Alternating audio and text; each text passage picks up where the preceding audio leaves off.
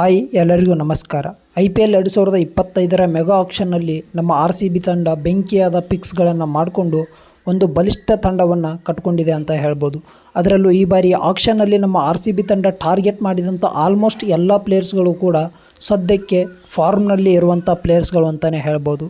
ಹಾಗಿದ್ದರೆ ನಮ್ಮ RCB ತಂಡದ ಬಲಿಷ್ಠ ಪ್ಲೇಯಿಂಗ್ 11 ಯಾವ ರೀತಿಯಾಗಿರುತ್ತೆ ಇದರ ಬಗ್ಗೆ ತಿಳ್ಕೊಂಬರೋಣ. ಅದಕ್ಕಿಂತ ಮುಂಚೆ ನೀವಿನ್ನೂ ನಮ್ಮ ಚಾನಲ್ಗೆ ಸಬ್ಸ್ಕ್ರೈಬ್ ಮಾಡ್ಕೊಂಡಿಲ್ಲ ಅಂದರೆ ಕೂಡಲೇ ಸಬ್ಸ್ಕ್ರೈಬ್ ಮಾಡ್ಕೊಳ್ಳಿ. ಬನ್ನಿ ವಿಡಿಯೋ ಶುರು ಮಾಡೋಣಂತೆ.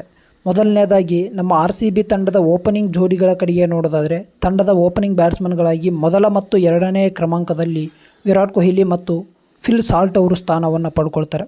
ಫಿಲ್ ಸಾಲ್ಟ್ ಅವರು ಸದ್ಯಕ್ಕೆ ಇರುವಂಥ ಫಾರ್ಮನ್ನು ನೋಡ್ತಾ ಇದ್ದರೆ ನಮ್ಮ RCB ತಂಡದಲ್ಲಿ ಅಬ್ಬರಿಸೋದ್ರಲ್ಲಿ ಯಾವುದೇ ಡೌಟ್ ಇಲ್ಲ ಅಂತಲೇ ಹೇಳ್ಬೋದು.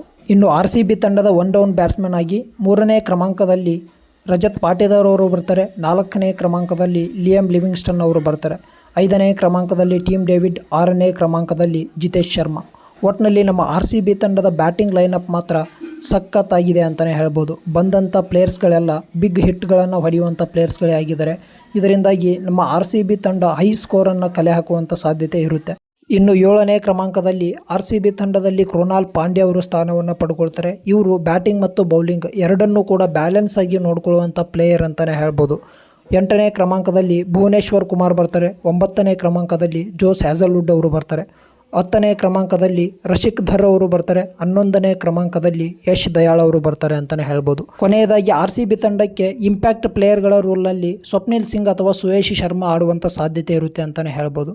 ಒಟ್ಟಿನಲ್ಲಿ ನಮ್ಮ RCB ತಂಡ IPL 2025ರಲ್ಲಿ ಬ್ಯಾಟಿಂಗ್ ಮತ್ತು ಬೌಲಿಂಗ್ ಎರಡನ್ನೂ ಕೂಡ ಬ್ಯಾಲೆನ್ಸ್ ಆಗಿ ನೋಡಿಕೊಂಡಿದೆ. ಹಾಗೆಯೇ ಬ್ಯಾಕಪ್ ಪ್ಲೇಯರ್ಸ್ಗಳನ್ನು ಕೂಡ ಸಖತ್ತಾಗಿ ತೊಗೊಂಡಿದೆ ಅಂತಲೇ ಹೇಳ್ಬೋದು. ಅದರಲ್ಲೂ ಜೋಕಬ್ ಬೆಥಲ್ ಈ ಒಬ್ಬ ಆಟಗಾರನನ್ನು ತೊಗೊಂಡಿರೋದು ನಮ್ಮ RCB ತಂಡಕ್ಕೆ ಪ್ಲಸ್ ಪಾಯಿಂಟ್ ಅಂತಲೇ ಹೇಳ್ಬೋದು. ಇವರು ಕೂಡ ವಿಲ್ ಜಾಕ್ಸ್ನಷ್ಟೇ ಅಪಾಯಕಾರಿ ಬ್ಯಾಟ್ಸ್ಮನ್ ಆಗಿದ್ದಾರೆ. ಈ ಒಂದು ವಿಡಿಯೋ ಇಷ್ಟವಾಗಿದ್ದರೆ ಒಂದೇ ಒಂದು ಲೈಕ್ ಮಾಡಿ ಮತ್ತು ಇದೇ ರೀತಿಯಾದ ಹೆಚ್ಚಿನ ಅಪ್ಡೇಟ್ಸ್ಗಳಿಗಾಗಿ ನಮ್ಮ ಚಾನಲನ್ನು ಸಬ್ಸ್ಕ್ರೈಬ್ ಮಾಡ್ಕೊಳ್ಳಿ. ಸಿಗೋಣ ಮುಂದಿನ ವಿಡಿಯೋದಲ್ಲಿ. ಎಲ್ಲರಿಗೂ ನಮಸ್ಕಾರ.